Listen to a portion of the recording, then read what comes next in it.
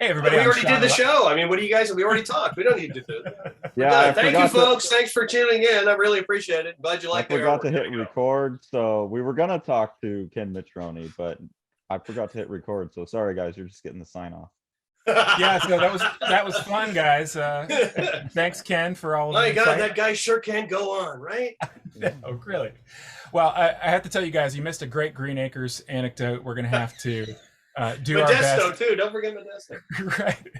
We're gonna naturally just slide right into that.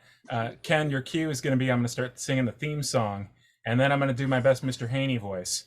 So you just you let me know. Yeah. Oh, Eb, you and your jokes. Eleanor swallowed my radio. Oh. Meanwhile, Carson has never seen a television before, so he has no idea what the hell we're talking about. Good for you. It'll be good for your eyes. Right. I have mild idea of what it is. That seemed like a thing, if I'm not incorrect, that I saw on like Nick at Night at my grandma's house. You got it. Yeah, pretty much. That was the only time I saw TVs, was at grandma's house. Good for you. Nickelodeon was legally obligated to only air Mr. Ed, Bewitched, and Green Acres. Good Green Acres, yeah. At least 7 years, as far as I know. That was the contract. Oh, I was in heaven because that's that show was so broken and so terrific that it was a favorite. I mean, I love the way they think and all the broken fourth walls and the jokes and the throwaways. Oh my God, I live for that stuff. Right. So this is a perfect segue into talking about what we're going to talk about today. So for you guys who don't know, Ken Matroni is quite an amazing person in quite a few fields. And, Ken, what a stunning craftsman you are in like 12 disciplines? I should be taken out and spanked. I don't know any better. I just don't know any better. Well, so interviewing you today about a very small segment of your life and your work, I kind of feel like somebody who's like, tasks with interviewing Michael Jordan about his baseball career, which who I did go see play. Wow, baseball? He was great. Yeah. And you watch him take the stretch off of first, and you're like, he's already to second, guys. I don't know how this is going to work. Yeah, I mean, no ass kissing involved in the story. You are a living legend. Well, I'm a leaving legend. Yeah. In several different fields. And I feel a little bit funny, like asking you about this weird thing that you did on your lunch breaks a couple years ago. But tell me about Space Ark. Oh, good Lord. Wow. Okay. You want to go back to the Jurassic times, Wow, this stuff's on paper. Wow. Really? Space Ark. Well, back in the 80s, I sound like my buddy, one of my buddies said, back in the 80s. There was really nothing as far as like funny animal comics or anything. As a matter of fact, comics were kind of like in the dumper. There really wasn't much. And I started with my buddy Mark Cantrell. We used to do, gag cartoons, and, we'd send them to Starlog and stuff like that. There's Starlog. There's another one, printed on stone tablets. We came up with this thing called Space Ark. I went to see Star Wars, and I drew funny animal characters in a space thing, because now all of a sudden everybody was into space stuff. So I got together with Mark, and I said, "Hey, we should do this up as a strip. Mark, we'll pitch it to Bill Black at Americomics. Just do it, because indies were starting again." And there was no funny animal comics out there. The only person who was doing a funny animal comic was Josh Quagmire. I think he was doing Cutie Bunny. And then I found out how to print my own comics, how to do all the work and all stuff. And so Mark and I submitted something to Bill, and Bill said, "Look, guys, I really have no time for Space Ark. I don't. I do superhero girl comics." So I'm like, okay, well, and we kept pounding that water line, keep firing that water line. And because I'm not good at taking no for an answer, Bill finally relented, and we did these little one-page strips with the Space Ark guys. I think we did one or two, and the reaction was pretty cool. People were like, "Oh, look at that little funny animal thing. We just don't have that now." So Bill said, okay, we'll let you guys do one issue. And what did we call it? No Time for Space Ark. But it was fun. I learned a lot about a lot of production stuff, about how to do comics and how to print them, how to deal with Diamond, how to make your money, and how to get the word out. And that was fun. That was ridiculous fun. And Mark and I, when we get together, you know, he's one of the funniest human beings on the planet. And, you know, having me and him in a row, I just throw gasoline on the fire. It's insane. So anyway, that's where Space Ark came from. And that's kind of launched me into the comics realm. And we were like, okay, well, you got to do all these little mini cons back then, because, you know, there's no internet. The only way you get the word out is if you were on a fanzine, because I did fanzines for years. And you know, we're at these conventions with these two guys doing these Ninja Turtle comics. You know, Kevin and Pete were just like, yeah, we borrowed money from our uncle. We printed these up and they took off. Man, we're going to do a second issue. We're like, wow, good guys. You know, good luck with that. It was such a non sequitur. My wife's like, we should buy a bunch of those #1s. I went, come on. Now she reminds me every time. She's just like, you know how stupid we are. I said, well, no, I am. So we should have you could have bought a case of them for 50 cents, you know. So they're probably kicking themselves for not having bought issue 1 of Space Ark. I mean, oh, well, I have got a few here. I still have a case of them. But actually, I did really well with Space Ark. I mean, we actually, because there was nothing out there. Right. There was nothing out there. It was great. You know, we were able to keep our lives going. You know, we were making like $6,000 an issue or something, clear profit. So I was loving it, because what are the production costs? Me. Yeah. Well, so now clearly you didn't learn how to draw while making these pages. I mean, you know, you look like you're in full command of your comic abilities by the second issue, right? So what is your art background? I mean, how did you arrive where you arrived at? I'm self-taught.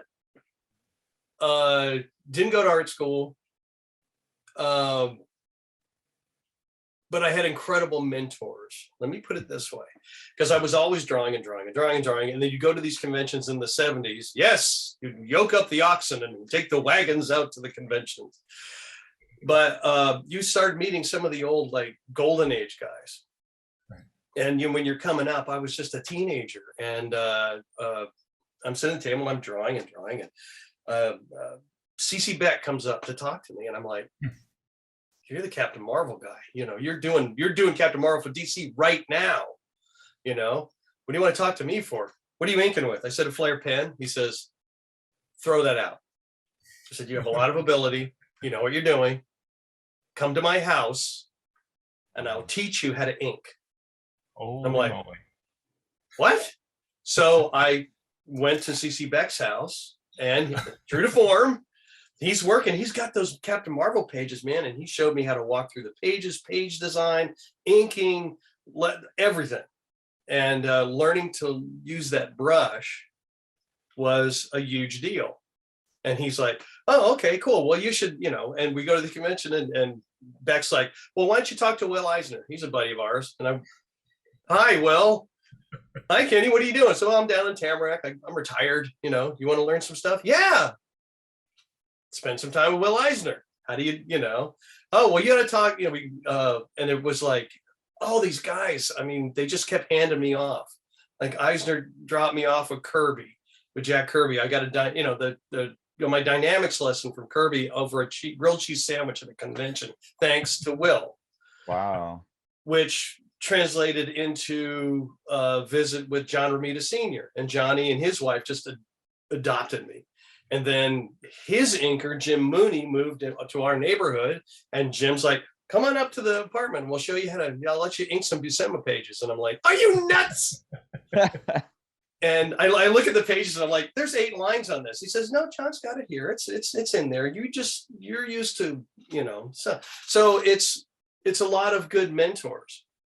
You know, Ed Big Daddy Roth, once again, learning how to back paint with white using Ed Newton's stuff. You know, I sat with Ed through a lot of stuff. And, you know, I'm blessed, You know, my animation side is like Tex Avery, Bob Clampett adopted me. God bless them, you know, and Tex, they were great. Fritz Freeling spoiled me at his studio once when I was a teenager, but that's where it all came from. It didn't actually come from school. It came from great comic book mentors. So many, I can't even tell you. I mean, Marty Nodella did the Green Lantern, he used to call it. Yeah, when I used to do the Green Lantern, you know, like Marty and Carrie were dolls. There's so many I can't even tell you. So it was an education without going to like the Kubert School or something like that. That's a way better school than any school you could have paid for sure. It's something that Sean and I have talked about a lot, because I was looking at a lot of like Alex Raymond and those type of guys, and I'm wondering, when you're talking about they showed you here's how to ink, here's how to use the brush. We've speculated that there was some kind of training regimen of like learning calligraphy that maybe was being passed down in people mentoring, but was there something like that where they were like, this is how you do this kind of mark, this is how you do this, and like a basics? Those are the basics. I mean, they did walk me through. If I was struggling, you know, then they would, okay, this takes time, this is what you're doing, your hand not holding it high enough off the page. Or they'd look at pages I'm drawing, so the blocking's a little off, you need to balance this, you need to be a cameraman, you need to be a cinematographer. You know, it was always, you know, if you had it wasn't so much having a thick skin, but a lot of people are just too delicate to take criticism, and I'm like, beat me up. I'm in the presence of masters, and I'm gonna suck. And I'm good with this. You know? I wasn't exaggerating when I said that, you know, that you're a craftsman in so many different disciplines, and I think that there's a lot of people that don't realize what that actually means, and that, you know, if you're building a model railroad line and you don't have the connections right, it doesn't move, right? Because the electricity is not going to the car. And similarly, if you're painting on a certain kind of decal, you have to use a certain kind of glue. And and also, if I'm pinstriping, I had to learn how to pinstripe. I had to learn how to hand letter. I had to do like Buzz McKim, who I got to come in and start inking on the Turtle books. You know, Buzz he and I hooked up because I needed extra money, and I was designing stuff around town for like Robbins Radiator Works in Daytona Beach, or Shakespeare's Car Stereo, or any of the stuff that was out in Daytona. But I was doing the designs, and I found out this guy Buzz McKim was painting them on all the trucks, and I'm like, well, I want to learn that. So Buzz and I hooked up, and eventually we were doing stuff all over town. And then when the Turtle thing hit, I'm like, I need an inker. We need to get an inker in here. And he's like, oh, his first day inking comics for me at my studio in DeLand. He showed up, and he was just this big smile. He's a big like Santa Claus. He kind of, oh, how you doing? Oh, good to see you. He's got a joke for everything. Wound up being my crew chief when I was stock car racing too. But I digress. Oh, what is this now? What has he done? Has he went into space? I don't know. So he came in that first day, and I laid down the pages for the next book going out, and he was just sitting there like this. He goes, oh, I gotta tell you, I'm so happy. I said, yeah, I kind of noticed that. He says, no, you don't understand. I came in on 50. I said, yeah. He says, there was some poor slob out there lettering a sign over one of the swamps, and that could have been me. I'm in air conditioning, and I am going to ink comics all day long. It was wonderful. Yeah, I love Buzz McKim. I was wondering about that team, because he's just the perfect finesse for you, and man, your guys' style is just indestructible. Like as far as the terrible printing and multiple generations of stuff, it just holds up. Like he's I don't know. You don't need me to tell you that, but like I was really impressed looking back on it at the depth that he's created with those real thick contours on the foreground, and then backing it up for the. I'm a big Joe Sennett fan. His inking on Kirby and December are just, I can't get enough of his inking. And somebody like Walt Kelly, who did all the Pogo comics and stuff. God, that stuff's just an education, man. It's just like, oh, it's so nice,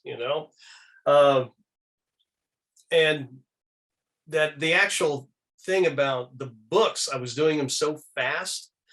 What you're seeing is my storyboard style. Everybody says, oh, it's got a lot of life. It's got a lot of energy. It's got all this. And, the people have been very, very, since they found out I haven't died, that all of a sudden everybody's trying to find me because I took time off. I went to work in the movies, and cartoons.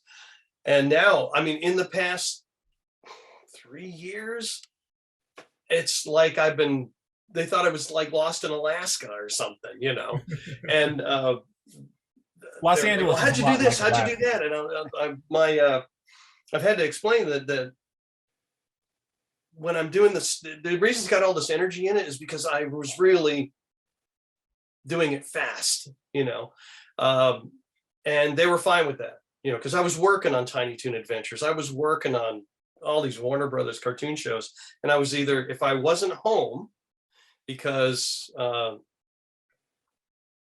I was rooming with Mike Cazala, who I also got a job on Meets Animals. It's funny, all these guys I work with, I'm like, hey, Garrett Ho, they need you split the books with Mike. I don't have time to do this. It's all this came from, like, I got Art Leonardi, who was like, he animated the Pink Panther for years. Art came in and inked a book for me. He was my boss at Warner's. And I'm like, want to make some side money? Ink this up. Jeff Pigeon, who's, one of the giants at Pixar, he's been there since they started. He and I were rooming together. He was working on The Simpsons, and he wound up inking some stuff and doing, so always brought everybody in. But the stuff I did was so fast, and there wasn't really any time to do a lot of finessing. And the good thing is you've got all that energy, because I just did these toys for NECA for the new Archie line. I don't know if you guys saw the reveal last Sunday, but I saw the photos of them. Yeah, it was incredible. The toys are so scary that I'm like holding them, and I'm like, this is my drawing from 30 years ago. And I'm looking at it like the RCA dog. I'm just like, and no matter which way you turn it, the guy who sculpted used to work for Disney's, and my God, I mean, everywhere you turn it, and like, that's a drawing. That's my drawing. That's my drawing. That's my drawing. Stunning. So the animation style is my thumbnail storyboard style because of time. And I would be out in Hollywood for 8 months of the year. And then I'd go home to my studio in Florida, and I'd be doing books there. But a lot of times I was, I was just barreling through this stuff. I was doing some of the covers on my lunch break at Warner's, just off to Ryan Brown or Dave Garcia or just any of the guys, Was the goal coming up, because you're talking about being in fanzines and doing the self-published, was it comics? Was it animation? Was it just like being able to draw for a living? At first, yeah, just back in the old days, it was about being in animation and comic books. I tried to go out. I went out to try to get a job in animation, and I couldn't, because I almost had a job. Frizz Freeling offered me a job, and I had to finish high school. I told him, I said, let me go back to Florida and finish high school. When I came back, Bob McKimson had passed away, and the whole business changed to superheroes and shows like the Godzilla Power Hour and, more live action stuff like that. So it didn't work out. So I'm like, oh, I'll go home and do comics for a while. The industry, like Tex Avery told me, he says, just give it time. It'll come back. Just don't worry about it. Just not now. So I went and I was like, okay, I'll make a living doing the comic books. So I did that. And so I got the joy of being a comic book artist, and then being in animation. And then from there, doing what I really, really wanted to do, which was live action. And so when you are visualizing something, like, we just talked about holding the three-dimensional object in your hand. And in this case, I think the one that was on the reveal is the Man Ray character. Oh, right. Yeah. So when Steve Murphy how did you receive the script for that issue? I mean, if you remember, specifically about like receiving that and like how you came up with the visuals and everything like that. Were you aware that Steve Murphy had written a comic involving a flying manta ray already? Well, actually, no, because like I said, we weren't as lucky to have Zoom and the internet and all this kind of stuff. And right now, it's just like I get a package from Mirage, and in it would be the new toy designs that Ryan had done, and the guys, and along with that was the script. Like, okay, well, this is about Man Ray. Okay, who is he? Ryan's got some drawings in here. We Xerox, we put it in with the script. Get used to drawing them, and the good thing about the guys is they didn't care. They're just, I was like, I don't want to do this like I did the first issue. My wife and I did that first issue 3, and it was just so structured and so looked over and like, oh, this was an episode, and here's the storyboards, use those, and here's the models, make sure they're right. And it was maddening. You hate to be in a cage, and I'm like, wow, okay, so I'm just doing I'm doing basically a comic book commercial. Yeah. This was my thing about going to the Lego movie. When I worked in the Lego movie, they had to convince me to do that. I did an interview just like this, and they're like, well, no, we want you to be on this. So, I don't know if I want to spend 3 years doing a 90-minute commercial for a toy line. And then they're like, well, it's Chris and Phil, they're directing it. I'm like, oh, and your lead's going to be the guy from Robot Chicken. I'm like, so are we going to do the movies like Cloudy and Robot Chicken? They're like, I'm like, sign me up. I don't care. I'll do it for free. This is going to be the best experience ever, which it was. But yeah, I was worried about that toy line thing. And it was so nice of Pete and Kev to come search me out and get me to do the books, because God bless them. They made this possible. They really did. So Ryan Brown, I would get the script to get back. Yeah, I would get the scripts. I would get drawings and the all Xeroxes. Most stuff gone up to Playmates and what have you, Kenner. And I just do it my way. It's not the way that the production art looks for the toy. It's not like Ryan's drawings, which are awesome, or Dan Berger's stuff, or any of the other guys. You never know who was going to do the model, and then I just take it from there.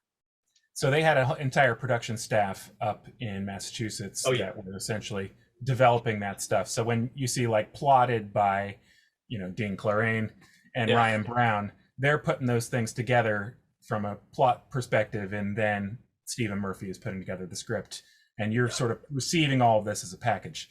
That's really interesting, because one of the things that we mentioned when Carson and I were rereading this after 30 years of not seeing it was how well you guys really. It doesn't feel like you're selling toys, like no. You guys just sort of hit the ground running with this, like freestyle, like here's the thing, and sometimes we're in the swamp. And sometimes we're down and dirty in a sewer, and sometimes you're flying through space, and it's like there's a sort of right. Right. Yes, thank you, Cuddling. Yeah, it was kind of fun because we used the tools. Number one, it was kind of fun because every couple of weeks, here comes the UPS man with another crate of toys. I'm like, wow, these toys are good, and then all of a sudden you're like, okay, so Wingnut and Screw Loose are going to go through the balloon. Okay, balloon toy. Where's the balloon toy? I get my wife like, where's the balloon toy? Oh, it's in the front lobby of the office. All right. Okay. Okay, I got it. All right. But it was being used as a vehicle. It wasn't being used as a promotion. It was like, yeah, they've got to get from here to here. Sure. Every kid is and they're playing with this turtle dirigible.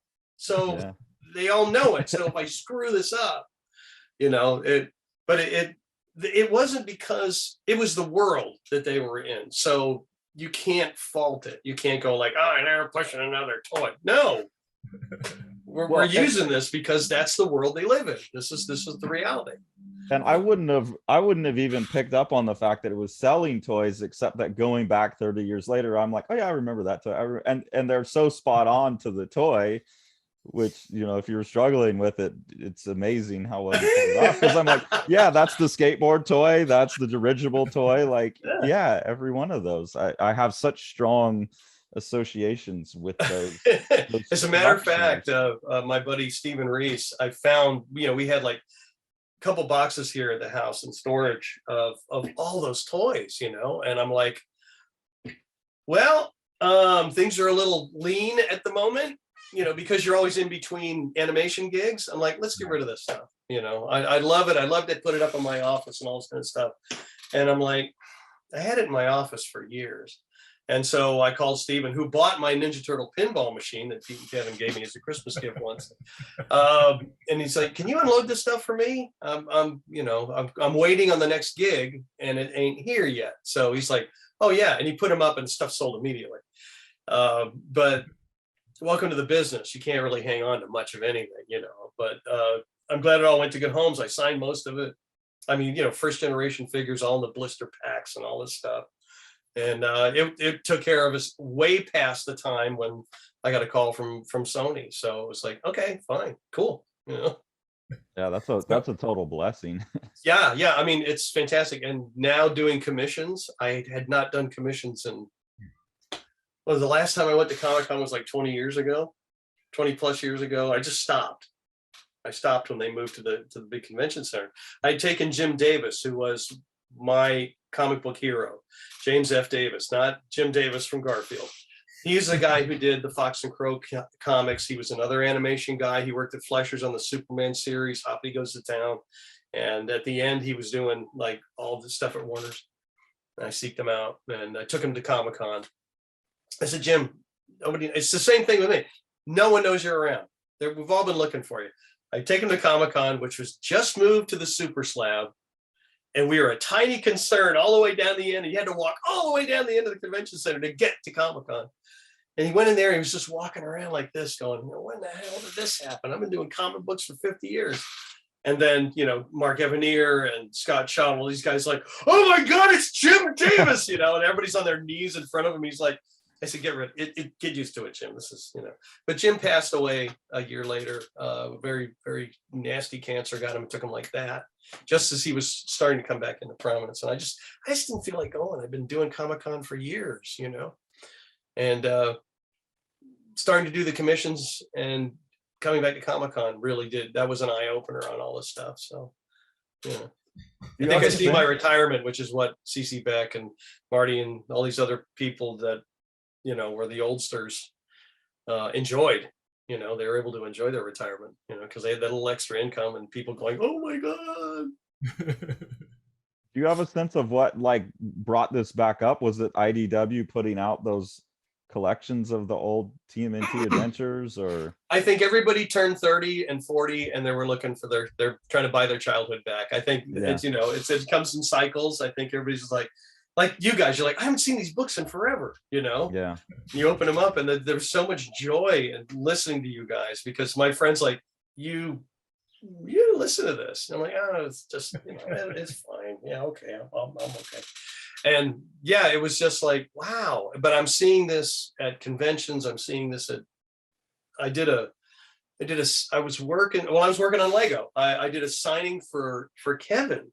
I hadn't seen Kevin in years. He's like, yeah, I understand you're over in Santa Monica working a movie. I'm like, yeah, sure. He says, well, could you come down? I'm selling my studio and I have cases of Archie comics. Would you come and sign one night? I'm like, okay. It was on the way home. So I showed up and it was that same thing. People are just like, where have you been? I'm like, working. I haven't gone anywhere. So yeah, it's interesting. But that's the whole thing about the, you know. And I know it can be a little weird for somebody to be looking at or examining or picking over something that you did, you know, under duress or under you know, quick situations, right? But the thing that is really astounding to me about your art is the vitality of it and the, you know, expression of it, and, you know, frankly, like the individuality that you're able to give, you know, characters that are essentially designed identically. So nice of you. So nice of you. Well, you know, I want to know when you're visualizing something. Like if I was to ask you to draw something now, and I was to, you know, you're going to close your eyes, and it's something that you're familiar with already. Are you able to visualize that object prior to making your first mark, or is the visualization something that happens in tandem with the marks that you're making on the paper? No, I always see it in my head, and I'll do that. I'll do that drawing that's there. I'm very visual. It's kind of interesting because I'm a visual thinker. You'll find guys who are like this. Spielberg's like this. I have horrible dyslexia, and so does he, which makes us visual thinkers because that's how we communicate. Even though, you know, everybody's like, well, you did a novel. I mean, Steve Boyette and I did a novel. And you know, my wife, when we were dating, had to teach me how to spell. It was terrible because she's a reporter, and she says, we're going to hang out, I'm going to teach you how to do this. You know, she bought me a speak and spell, for crying out loud. Wow. And we'd sit there and had our arguments. I'd go like, I said, she says, that's wrong. I said, that's how you spell schedule. She says, no, that's schedule. I said, yes, schedule. She says, no, schedule. And it was an Abbott and Costello routine, but I've always been a visual thinker. You put a camera in my hand, bam, instant composition, foreground, middle ground, background. My film school stuff, I burned through it because it was so natural. So being able to visualize everything before you do it, I don't think about it. It's just like, picture in my head, done. Picture in my head. When I teach storyboard class and when I teach filmmaking class, I have a section where I said, you got to trust yourself. I said, when you're storyboarding, and all the greats do this, big filmmakers and stuff like that, they all do the same thing if they're visuals. I said, read the script. As you're reading the script, you get a picture in your head. Oh, I know where that castle is, and I know what the knight and the horse looks like. Well, just do a quick thumbnail. Don't belabor it. Don't beat it up or anything. Just go, there's a circle. There's okay, there's the horse. There's the, okay, just so I know. And you go down and every time you get this mental image, you draw it down. Just draw it down. Don't forget it.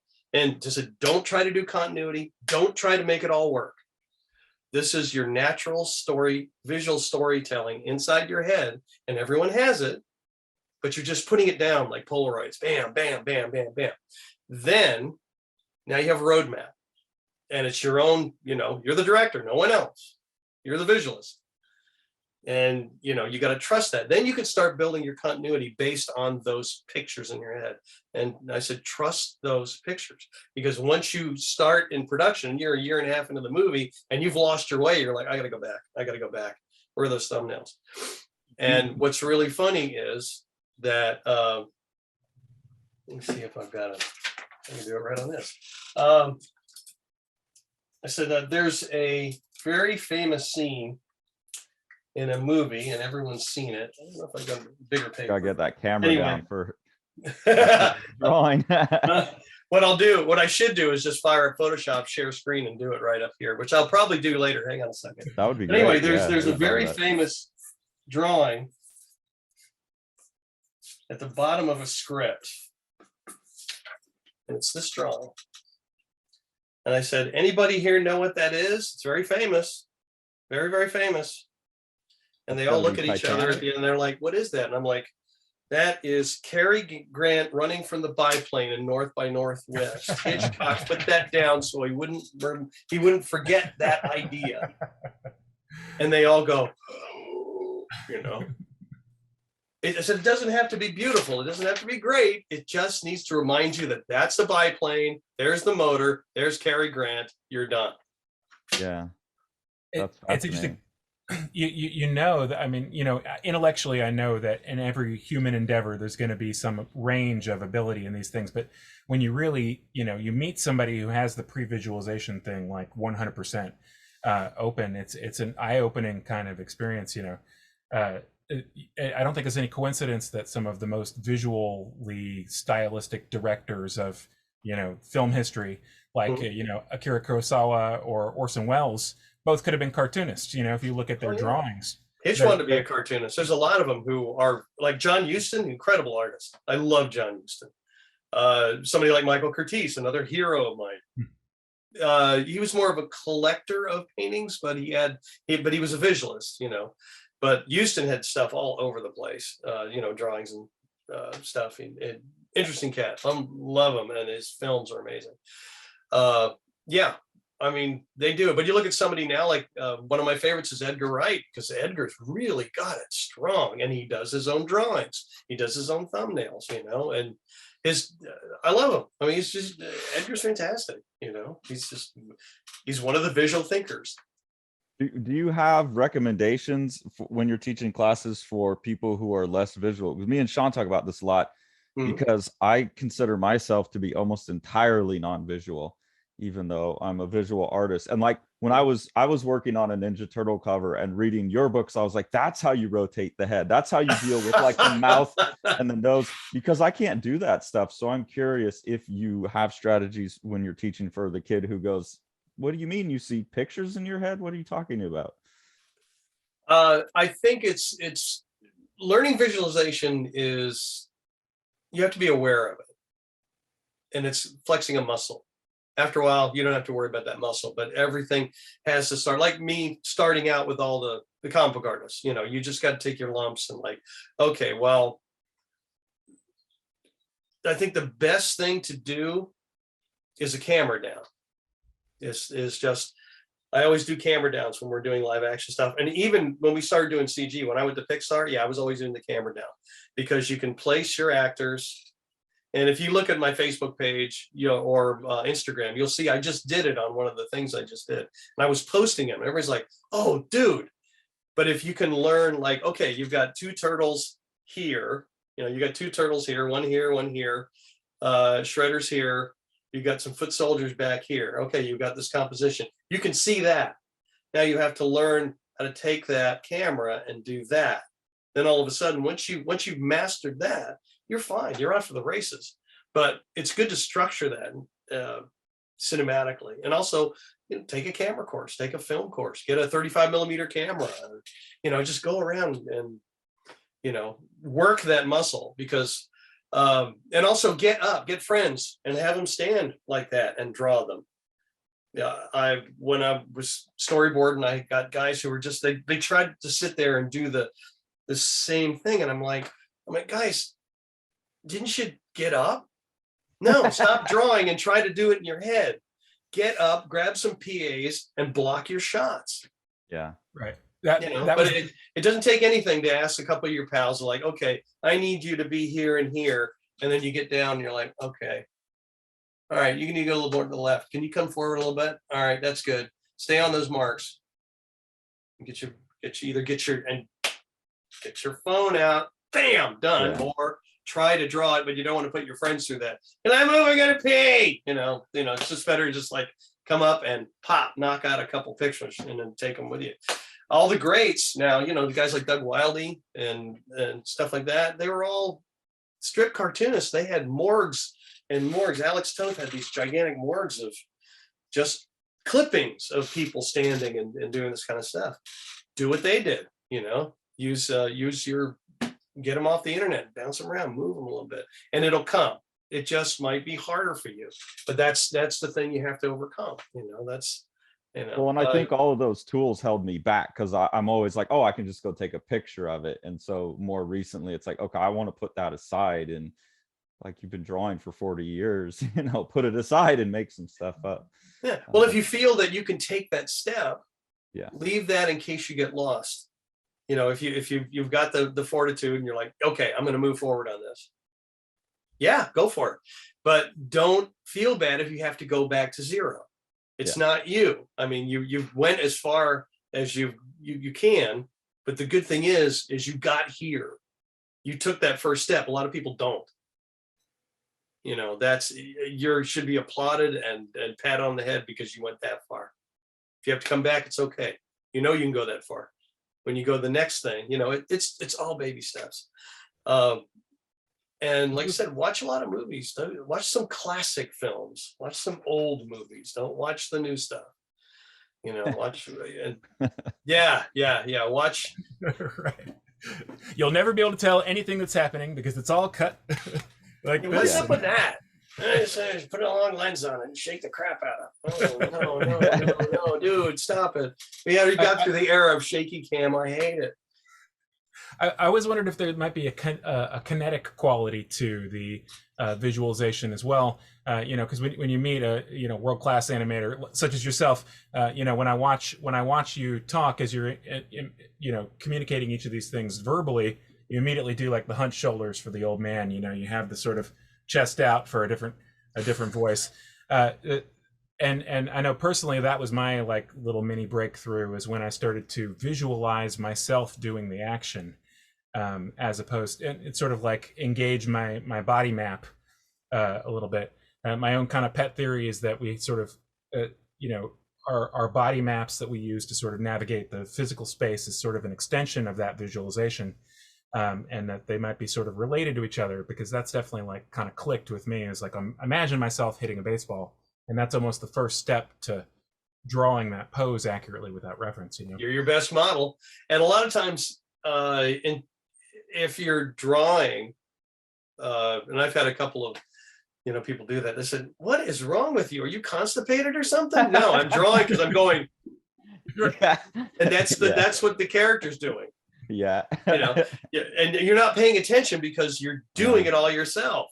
And then you're like, "Oh yeah, I shouldn't do that." But I've been hunched over and it just like Quasimodo, and they're just like, "What the hell are you doing?" And they go, "Oh, cool." I'm like, yeah, okay. Yeah. You're not aware. You're living in the character's head. Yeah. So what you're saying is Big Daddy Roth and Ed Newton must have just totally hideous, right? They just always had that. It was, it's funny. You meet Ed and you're just like, yeah, he's gonna look like this. No, he's just a big giant puppy dog of a guy with huge hands and just a deep voice. And, you're just like, wow, you're one of the immortals. So how did you get hooked up to that whole enterprise? So you knew Ed, them both personally before? I didn't. I've never met Ed Newton. Is the only guy out of the whole franchise I've never met. And Ed was just like, no, here's a bunch of Newt stuff. Do that, and here's some of the old T-shirt designs, and I will blue line all the stuff that you do wrong. And there wasn't much. I was surprised, but yeah, just another guy to reference. You're just like, oh, okay, well, that's the style, and I loved it, and I've always drawn it, but now I understand it. Now I get it. You can always look from here and go, oh yeah, I can draw like that guy. And then when you get into the thing, you're like, no, I can't draw like that guy. He knows a little bit more from the inside than you're just copying it and trying not to break it. You're still, Yeah, well, we'll pop a few of those Newton originals in here during this part of the talk. But man, the opaque white use is just stunning. Like on the chrome, all the chrome stuff. It was an education. He and Robert Williams developed that back painting with the white and everything, and it just bam. But that I think Ed and Bob got that from art school. They got that from the art center because they were all wanted to be designers, and that all came from I have to draw a complete Impala, like, oh, it has it perfect, and this is how it's kind of like looking at like what Chip Foose does now with magic markers. He'll draw this crazy cool thing and then they'll make it. But it's just that like designer shorthand from the 60s, 50s and 60s. So something else learned from an art center or another artist and then expanded upon. And you mentioned that you were doing Tiny Toon Adventures while you were working on the turtle stuff. So did that last throughout your run? Because it seemed like you did covers even when they were doing fill-in issues. Or had other artists come on. You were continuing to do covers for a while there. So what was your schedule like that you were able to fit those in, and how did you make the decision to stop doing the book? Well, they had a discussion with Pete. It was getting to the point, and I'm like, he's like, look, you got to make a decision, one or the other. And I'm like, Pete, I love you, but I got to do this. I got to continue on, and it was a tough decision. I didn't want to walk away from it, but they were like, yeah, we need you to focus on one or the other. I'm like, okay, all right, I get it. But that was the other reason the fill-in books, because I'd have a break and I could do a whole book, and then they'd get Jim Lawson in, or they'd get Don Simpson in, or they'd get, whoever was available in. Gene Colan. That's so great. Oh my God. Oh, I gotta go replaced by Gene. What a horrible thing. Oh, what an honor. If you can get bailed out. Go to the master. Wow. But yeah, it just came to a point. And I would there were a couple times where I was doing the books, like I'd get the script and I do my blocking and rough it out on a Thursday night after work in the studio. Then Friday, Saturday, Sunday, I'd draw the whole book. And then Monday, I do the cover, took the whole thing in an overnight and ship it off. Okay. And, that's why it's so loose. God bless my inkers, because they had to follow it. But yeah, I mean, I'm pretty fast anyway. I did those Ren and Stimpy comics for, to fill in with Mike Azala. And I actually turned down the job on the series because when I was I'd had enough of Hollywood for a while. I hadn't seen my wife. Newly married, I was only home 4 months out of the year. 3,000 miles away, sleeping on somebody's floor, which wound up being a lifetime. I became America's house guest in the animation industry because I was always on somebody's couch or somebody's floor, chasing the job. Right. And that's another thing people don't understand about animation. It is transient and it is not. I mean, we're all Bedouins. And you get hired for a job, you're like, wow, I just made you $1 million. Hey, I got to get that TV series out. We finished that movie. What are we going on to next? And they go, unemployment. See ya. Yeah. They don't imprint, the folks at the Harvard Business School figure it's nicer to be able to dump out all the animators and creatives and restaff them with new people. So you got to do something else. So, but the times I was home, we had a blast, had a great studio in downtown DeLand. So, but to get back to it, yeah, it was a scheduling thing. It just became too much and everybody knew it. And thank God for Chris Allen, because he was so good. Chris's work I can't say enough about him. He's a sweet guy, incredible talent. It really, really was terrific. And, I'm just proud and happy that he was able to finish the series. If you're going to hand a bar off to somebody, like here's Chris Allen. Oh, wow, this guy's awesome. No complaints there. Not at all. I love the guy. All right, so the connection, because I just kind of at the time, I actually knew about you and your work obviously through reading it, but then you were like a local boy made good kind of Orlando Sentinel ran an article about you that I recall reading at the time, and local boy makes good. Exactly. So what was that difficult geographically to have that sort of split? I mean, it's funny because I'm kind of answering my own question here now.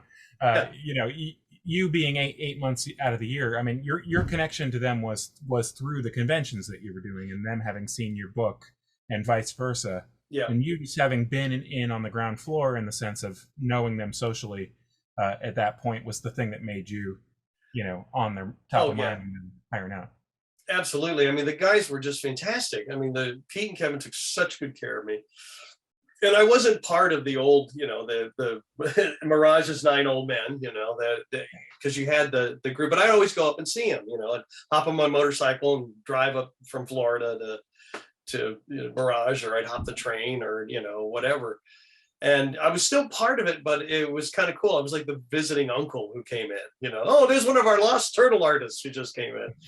But they were always gracious. They were always wonderful. They were generous as hell. The checks were always there. Yeah. They're always like, they thought of me. That's great. They're like, what's Beth doing? What's your wife doing? So she's not doing the scripts, because he was going to do all the adaptions, because we had done Myth Adventures, done the comic book together, and she's still working for the newspaper. She's doing her thing. She's a great reporter. Just retired after all these years as a reporter, and one of the best, one of Noel Neal's favorite reporters, by the way. So anyway, they're like, well, does she want to do, we're getting thousands of letters from the Archie comics. Would she mind answering them?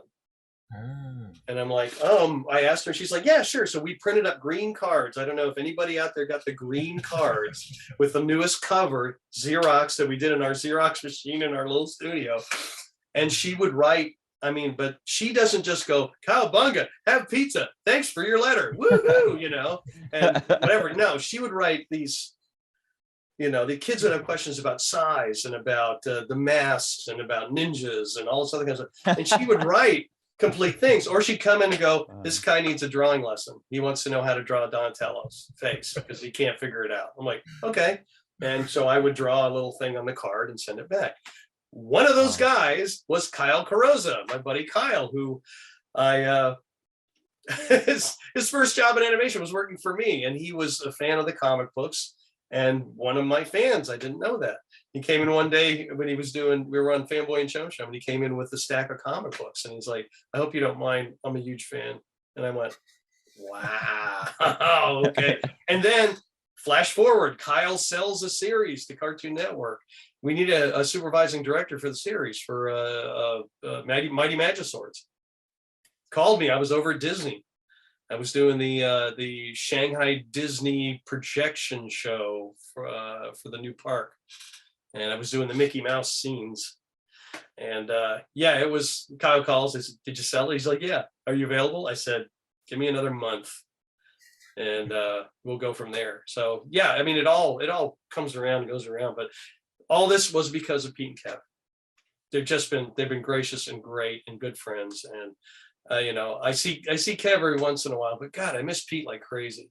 You know, I miss him, you know, because he's a family man. He sold the franchise and is sitting back and enjoying his life.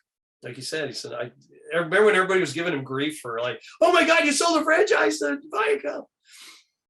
And I asked him, they've been in the center of stuff that none of us can understand. God. It was so hard on him to run the company, dealing with lawsuits and approvals, and it just a constant, and it was starting to affect his health, I'm sure. And I asked him, I said, you know, you're getting a lot of grief, buddy. What, you know, how you dealing with this? And I think I know why you did this. And he said, Kenny, I just want to be that guy who used to walk around Northampton with a sketch pad and sit down and draw. That's all I want. Because I'm comfortable, my kids will be comfortable, my grandkids will be comfortable. I don't have to worry about it. If I want to draw, if I want to do a Ninja Turtle, I can draw a Ninja Turtle, you know. You know, if they want to do a book, if for some reason I want to do a book, I'll do a book. He said, I've had a good run. I you know, I want to have some fun now. You know, I earned it. And so I'm like, you go, man. And I was telling people that were contacting, what do you think of this travesty? I'm like, no, it's a good thing. It's healthy. You know, let the man be. Let him enjoy himself. I don't think people can understand. Yeah, people can understand what it's like to be the center of something that has its own kind of life to it like that. I mean, it's not just like you're organizing a business. It's like these things are out there without you, like an emissary to something else that you don't have. I don't know. It's a totally different. It's exhausting. It's exhausting to run a franchise like that. And the both of them did great. I think Kev, you know, got out because it was too much, you know, and he wanted to do his own thing. He wanted to go do heavy metal and all this other kind of stuff. You know, everybody wanted to do some of the Martin and Lewis, you know, one wanted to do movies and one wanted to do, you know, nightclubs. You know, people grow apart, you know, they split because of their lives change. Everybody grows, you know. I'm curious, Ken, like you're talking about people coming to you now and like looking back at this and there's this swell up. Were you aware at the time that you were potentially the face of that franchise? Like, or was it thinking, well, it's Eastman and Laird? Because I never read those comics. And like we said earlier, I didn't have a TV. So those TMNT adventures were the Turtles franchise in my mind. And I think probably a lot of kids, because it was more kid friendly. Like, did that ever occur to you, or was it like their stuff? Well, I mean, when I started, the purists were like, you know, oh, these happy turtles, oh God, the TV show, you know. And you know, I was just sitting in my studio in DeLand, Florida, in this little room working, and didn't think about what the impact it was having. I would do my work, I'd send it in, I get paid. Go to LA, I'd do my work, I'd send it in, I get paid. And I wasn't doing a whole lot of conventions. Every once in a while, Peter like, hey, come on out, me and Jim and Craig Farley will get on our bikes and we'll go to Philly and we'll sign some books.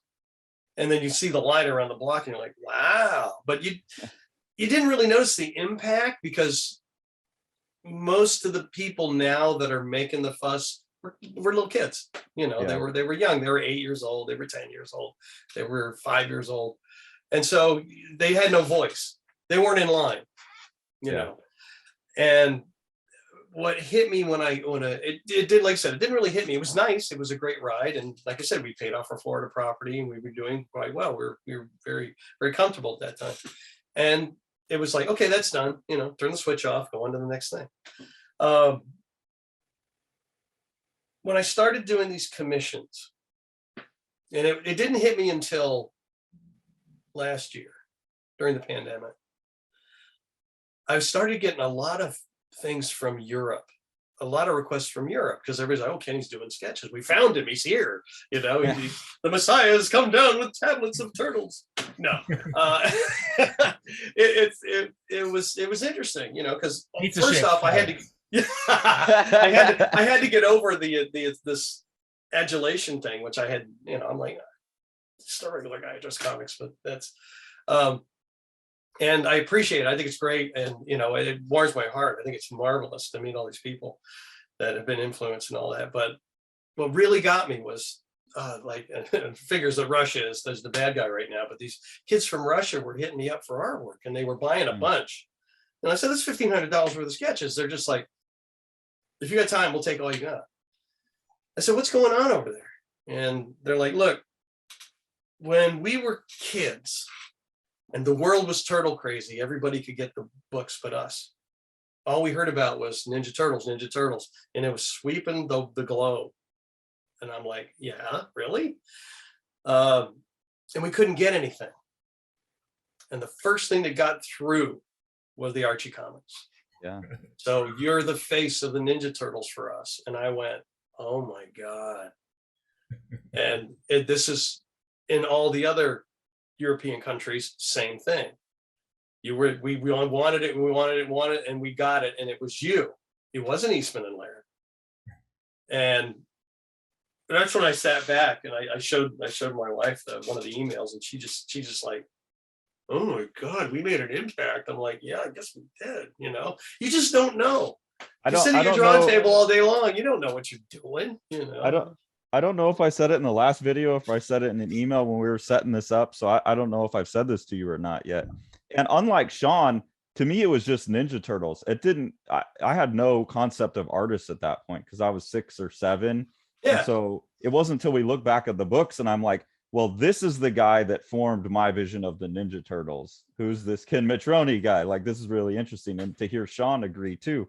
But when I applied to graduate school for my MFA in painting, my essays that I sent to all of my schools started, I blame it all on the Teenage Mutant Ninja Turtles.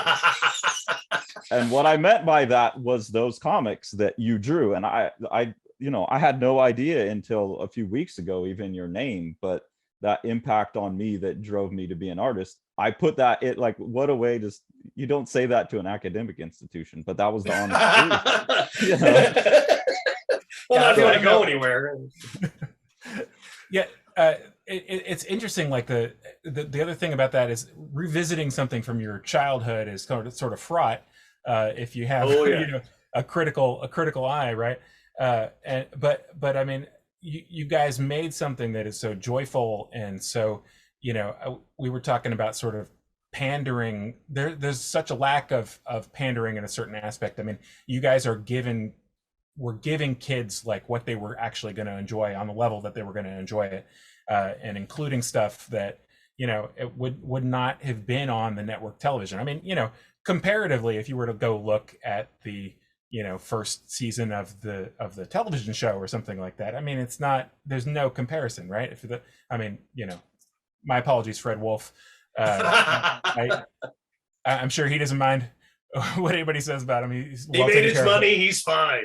But that, I mean, that stuff is just, you know, it's not the same. Obviously, we're not talking about the same thing. I'm not going back and watching those things because there's nothing to be gained in my estimation from that. Whereas, you know, the solidity of your storytelling and, like I was saying, the you know, economy of expression and in the artwork. I mean, it's just really something else. I was very interested to look back and see your first few issues of Space Arc and realize that you were already sort of connecting some of these same things together. There's a few of the little visual ticks, including the sort of friendly looking spaceship, you know, real long views with the ship traveling in an arc that you get to see the entire arc of. You know, you seem to favor like a little circle for a character popping out of the circle in cleared white space next to the next page as a sort of transition device. It's very interesting to see that you already sort of had all those things in place. And I mean, it seems to me that, well, that's Will Eisner there. Always have something that makes them turn the page. That's old school comic books. That's the way we used to do it back in the old days, baby. So yeah, make it interesting. So they're just like, oh, the end of the page is the end of the serial. Oh, I want to see what's next. You have to turn it. Yeah, that's from all you're seeing is all the influences. Very interesting. And the one other technical thing I wanted to ask you about is, were you making any kind of color indications at all for the Archie stuff? I mean, you know, you did the color separations yourself for Space Arc. For Space Arc, yeah. Well, the redhead actually did some of the color keys on some of the episodes too. She would do it with the Dr. Martin dies, you know, and she just redhead. Yeah. Well, I mean, she's always been called the redhead. They don't, you know, they just go, oh, that's the redhead. Oh, the redhead's here. Oh, that's the redhead. And Ed Roth started that. How's the redhead? What's going on with the redhead? And everybody went, oh, well, Big Daddy just, you know, if you're named something by Ed, you're named. First it was the redhead, then it was Red, and you know, we just don't. I haven't used her name Beth and I don't know how long, and neither is anybody else actually. How's the redhead? What's going on with the redhead? How's the redhead? Yeah. Anyway, yeah. So a word that came up is, Sean, I think you said joy. That was I think when I sat around thinking about the questions I want to ask, and like again, my exposure was only through the Turtles. So when I look at all the other stuff you've done, like working on Toy Story 2 and like just like all these things, I go, oh wow, you know, these are all things that are part of my childhood. It all came down to joy. And then in talking to you, you seem so full of joy and so happy. And I don't know, I just wanted to ask about that in your life. Oh, yeah.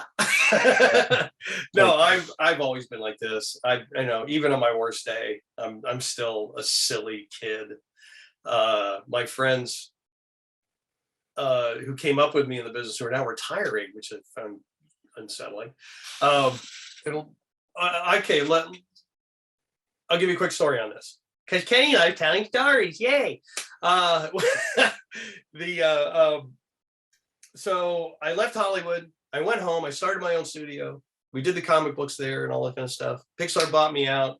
I went to Pixar for a bunch of years. A lot of life happened between that. Like I said, taking the motorcycle trip with the Mirage guys to Comic-Con, and then, you know, that was a whole other thing, which was hysterical. But I just lived my life and all this kind of stuff. And I got away from guys who I worked with for, you know, a handful of years in the business. And I came back, and we were working on Mickey and the Three Musketeers at Disney. And I hadn't seen these guys since I left the business, you know. And they were just like, God, you haven't changed a bit. You're still loud. You're still silly.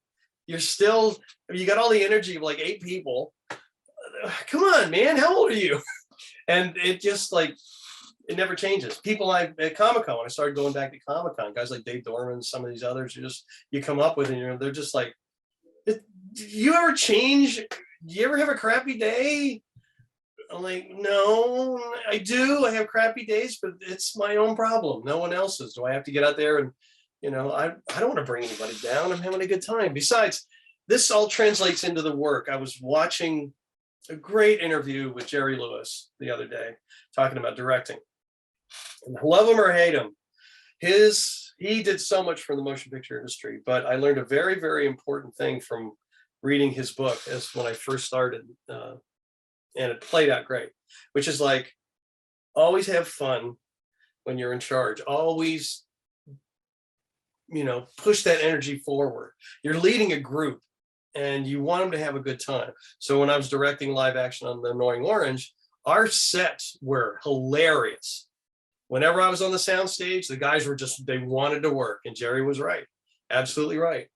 And what we got from everybody was great. And when I had my own studio, it's that way. When we were working on Musketeers, we were the loudest story team. We drove Dumbo 3 upstairs. We were so loud. But you just have so much fun that it comes out on the page. Those turtles are happy is because I'm having a good time. If you see Mikey going, nah, that's me inside going, oh yeah, okay, that's cool. You just gotta, I don't know. It just depends on the personality. It depends on your personality. I'm always going to be like this. I've always been like this. And I just think it's great. I mean, everybody I know is old and miserable, but they were old and miserable when they were 20. Yeah. There's a lot of full diapers out there. And, they make old guys all the time who are grumpy and, I hate this. Now the industry sucks. I don't do this anymore. And it's funny, my buddy Floyd Norman, God bless him. If you don't know Floyd Norman, if you guys aren't aware of him, watch his documentary. He's about 87 now. Disney legend, broke the color barrier at Disney, started on Sleeping Beauty. He's worked everywhere. And he and I, when we get together, it's a party. It's so much fun. He's my Rochester to my Jack Benny. And we've done that so many times. And he's the same way. He's not quite as energetic, but he's... he's got that kid in him, and you got to have that. Jonathan Winter said, I am not childish. I said, I am childlike. And I think that's very important if you're doing, animated stuff and all that. Ward Kimball was like that. My buddy Ward, whose locomotives were restoring. They asked Ward about working with the Nine Old Men, and the Nine Old Men, they didn't really care for Ward because he was still doing all the silly cartoony animation. His stuff is the wildest, weirdest stuff, and he's a bit of a bohemian, incredible mind, really funny. Just every Ward story is always hilarious. But when they asked him, I said, well, what don't you want to do those flowing robes and those great animation that Stan and all, we got Frank and Ollie were doing these wonderful things, and Milk Call. I says, oh, you mean the dull stuff? Oh, those guys can do the dull stuff. I don't want to do the dull stuff. Let them do the dull stuff. I want to have some fun. Well, there you go. To wrap that back to the beginning when we were talking about craft, Sure. It seems like there's a kind of mentality of resilience that comes with, accepting that there is a purpose or utility to the thing that you're doing, and then trying to get maximum utility out of your efforts. That really, from an intellectual standpoint, being positive is better. It's better for you. It's better for other people, right? You gotta have a thick skin. You gotta have a real thick skin. I have gotten my ass kicked in this business, in both businesses. And it's the Rocky speech, the Rocky speech, which is, the life is a mean and nasty place. It'll beat you to your knees. And it's about how you get up and how you move forward. So keep moving forward. Absolutely true. I got more scars and more, oh my God, it's terrible. But you got to not take it personally. You got to move on. Those people are always going to be there. There's always going to be people in the way. You're always going to upset somebody. You're never going to be perfect, and you're going to be treated like garbage. And just got to remember that's the deal. So you can just walk away. And you can either do one of two things, which is, cry and whine and weep and all this kind of stuff. I was at Leica, and we were doing their CG film for them at Leica. And I'd come up, and I was without work for a while, and I got this great job at Leica. Wow, I was excited, going to be in a new place, like Pixar was. And after, I don't know, like 4 months in Portland, the sneaker guy didn't want to make CG movies. We're going to do all ball and socket. Coraline was a hit. We just don't need to do this. So out you go. And I was a lead at that time, and I had a handful of story artists. We showed up in the morning, and it was a snow day outside. And I was with my buddy Woody Woodman, who's another great story artist. Woody's directing now. God bless him. He's great. That Woody Woodman. Anyway, he's like, no, it's they just kind of separated everything. Must be a snow day. I'm like, no, Woody, something's wrong. Something's wrong. We're the producers. Where's the director? I did find one of the producers. I said, where's Barry? Where's Barry Cook? Where are the writers? Where is everybody? How come half my crew's not here? Oh, well, Kenny, there's going to be a meeting, and you guys will be going upstairs. Right. You smell it. You just smell it. You're like, oh no, this. But he said, no, they're going to be telling us they're going to, we're going to do some changes and blah blah blah. I said, no, we're done. We're done.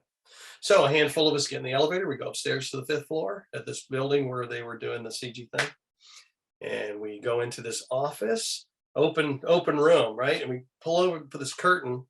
And there are a bunch of chairs, a lectern, and 36 people all turn like this and look at it. So I look at Woody and said, we're done.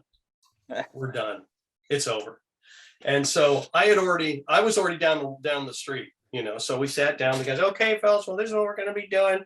We're not going to be continuing the production. We've got this. And he just was reading this corporate speak nonsense. And they said, well, you got your this, and don't forget to I just like, excuse me.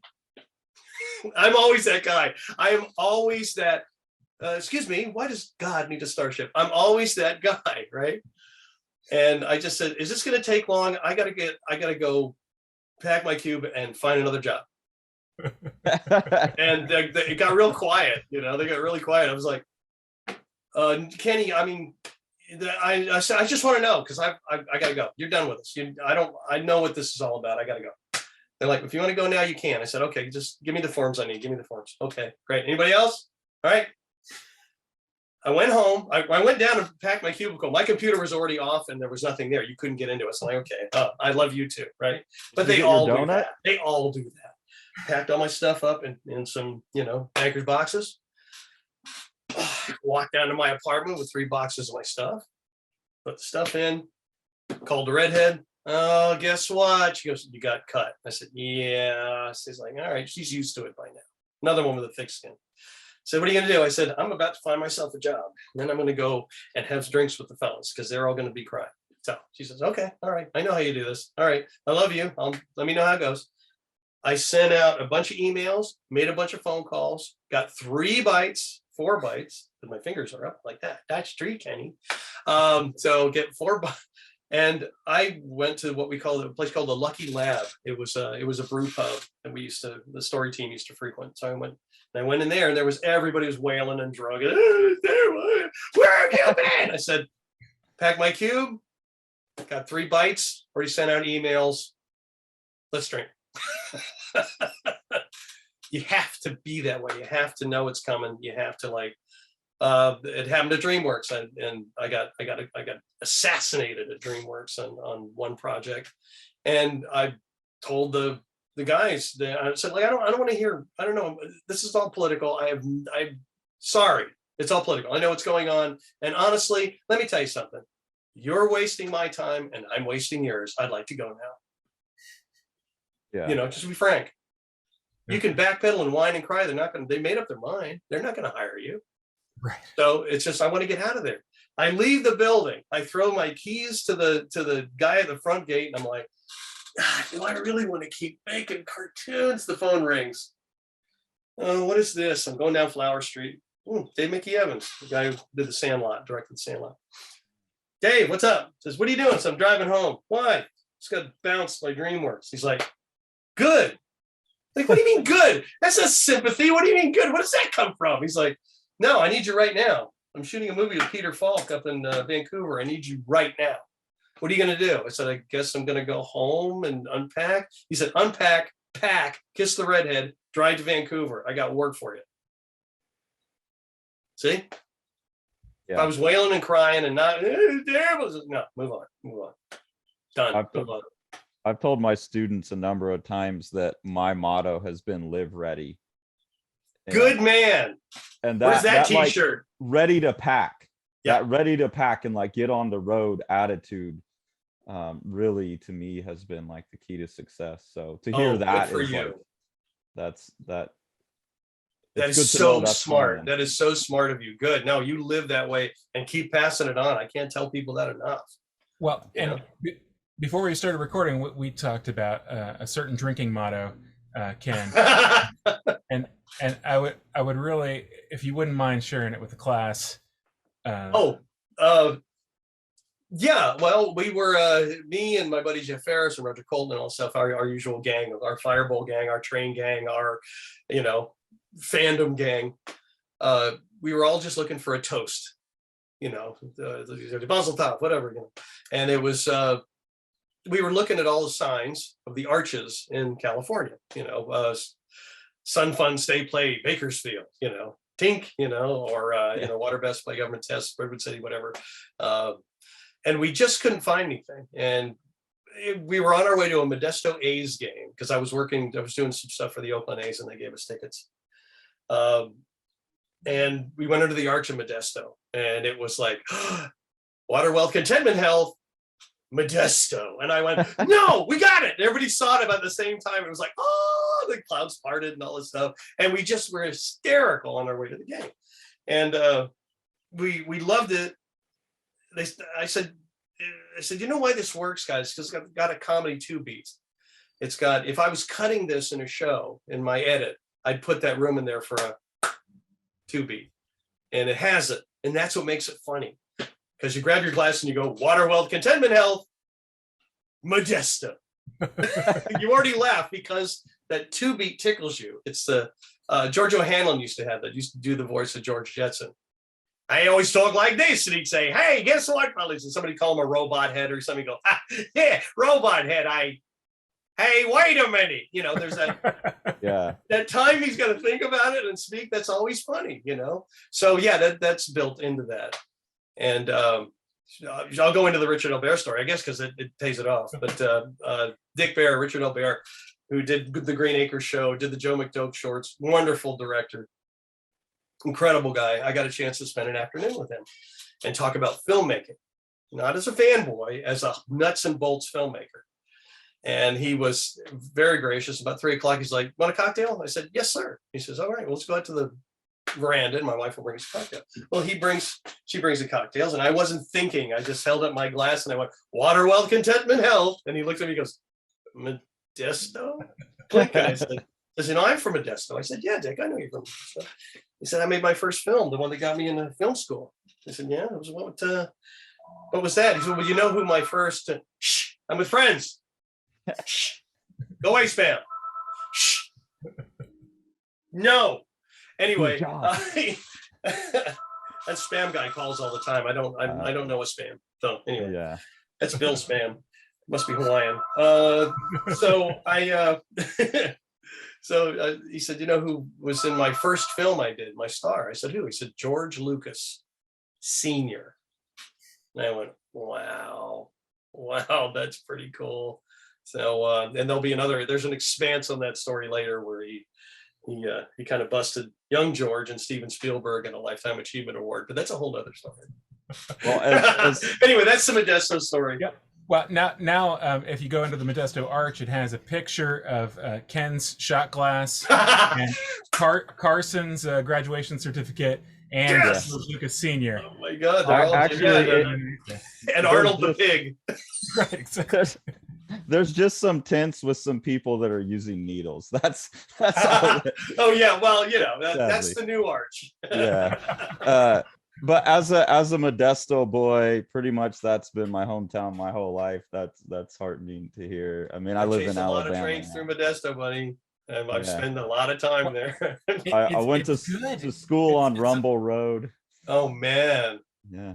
Wow, dude. There's Davis High School on Rumble Road. They named it Rumble Road. Isn't that kind of asking for it? Yeah, I mean, they named it in the 50s. Yeah, you watch that movie. That's Rumble Road's where they went to race.